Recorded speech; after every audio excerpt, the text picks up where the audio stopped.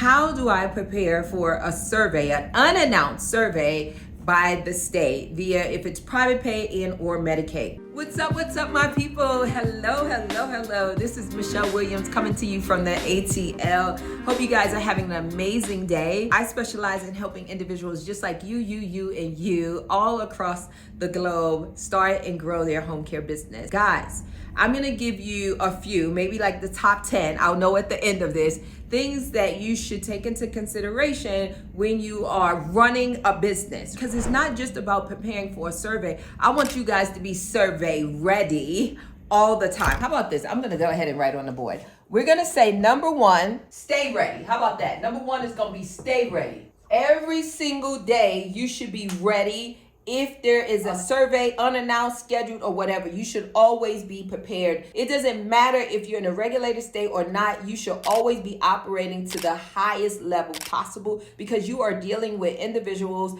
that are medically fragile and need your assistance. So you should always do what you should be doing. How about we say top 10? Top 10 ways to prepare and stay ready. So the second one I'm gonna say is policies and procedures. You should always have your policies and procedures on point based on the rules and regulations of your state. So it's very important, guys, if you hire a consultant, make sure that you understand what your rules and regulations are for your state and or again, any third-party payer that you may be signed up with, Medicaid, long-term care, workers' comp, it doesn't matter, VA, you should know what the requirements are. In many cases, they do differ from what the state requires. Okay, let me give you an example. In the state of Georgia, if you're a private home care provider and you're offering personal care, then you need to do a survey. A nurse needs to go out and do a survey every 92 days. If it's skilled nursing, every 62 days. If it's companion sitter, every 122 days. It's not the same with the CCSP or the SOURCE program. It's based on the number of units that person was allotted for the level of care that they have. So you got to make sure you're compliant with your state as well as with whatever program you are with. So it's extremely important to know your policies and procedures and have a copy of your policies and procedures printed inside of a binder, so when a surveyor come out, he or she will be able to go through them with ease. Also have a copy of the rules and regulations in your office in a binder as well. If you want to put it together, you can put the rules and regulations in the back and put the policies and procedures in the front. The next thing I'm going to say is self-audit randomly.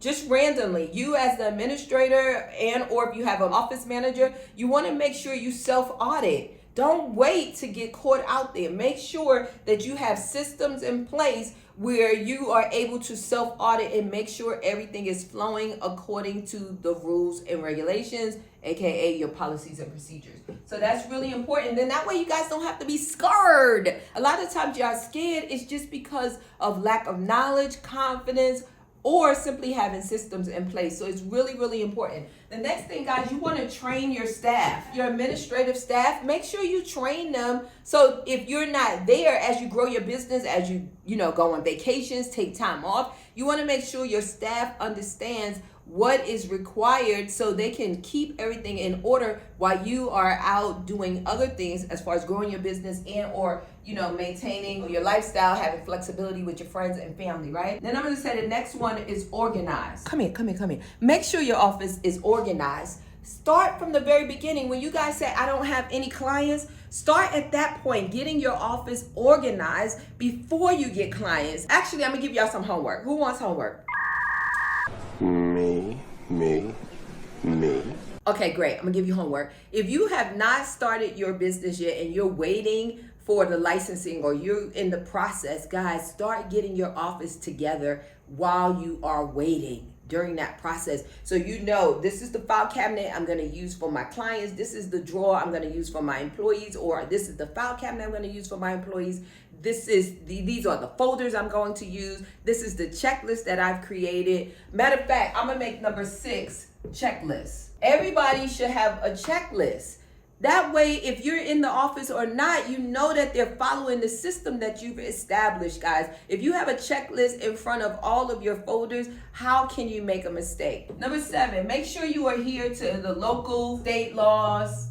When I say local, I mean your local municipality.